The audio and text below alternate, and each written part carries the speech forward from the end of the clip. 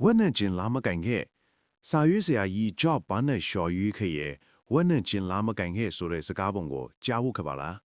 ဒီစကားပုံကခက်ခဲရဲ့စကားဝိုင်းဒီနဲ့အငင်းခုန်ဒီကိုကြော်လွှားနိုင်ကိုအကုန်းဆုံးအကြံဉာဏ်ကိုပြီးပါတော့အချုံတို့နေ့စဉ်ပွားအတွက်အမှန်စားကိုဆိုလိုစွာလဲဆိုတာခွဲချမ်းဆိုင်ဖြာကြည့်ခဲ့ပါမယ်တစ်ချက်မြင်ရောက်ကြည့်ပါ online ကမှတ်ချက်ကဏ္ဍမှာဖြစ်ဖြစ်အမှန်ပွားမှာဖြစ်ဖြစ်တရုတ်ရုံနဲ့ပြင်းထန်တဲ့အငင်းခုန်တစ်ခုကိုကိုညင်ဆိုင်နေရဲ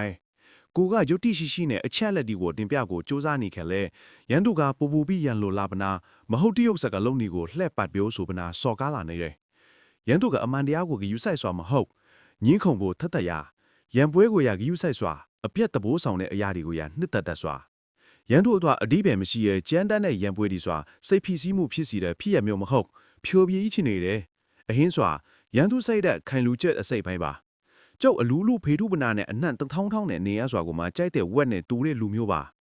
ရန်သူနဲ့ညင်းခုန်နေရတဲ့အချိန်စွာကို့အတွက်နွန်ထဲမှာဝက်နဲ့ချင်းကိုင်နေရစွာနဲ့အတူတူပါကိုကပိုပနာပါဝင်လီကို့အဆင့်ကိုကပိုပနာနှိမ့်ချရလီ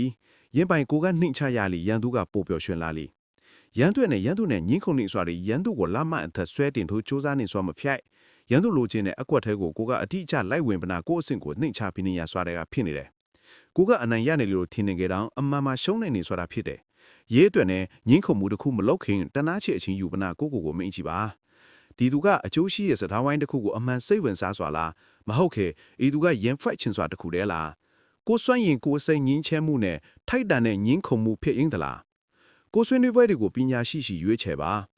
အတိတ်ပဲမရှိတဲ့ဆွေးနွေးပွဲတစ်ခုလိုယူဆခဲ့ချစ်ချင်းထွာလာဖို့ပညာရှိစွာကစူပါပါဝါတစ်ခုပါဤဟင်ကအားနည်းတဲ့လက္ခဏာမဟုတ်ခွန်အားနဲ့ကိုလေးစားမှုရှိတဲ့လက္ခဏာပါအတိတ်ပဲမရှိတဲ့ရင်ပွဲတစ်ခုကိုအနိုင်ရစွာတဲ့ကိုစိတ်ငင်းချမ်းမှုကပိုတန်မှုရှိတယ်လို့ကိုကတိပနာဆုံးဖြတ်နေစွာပါ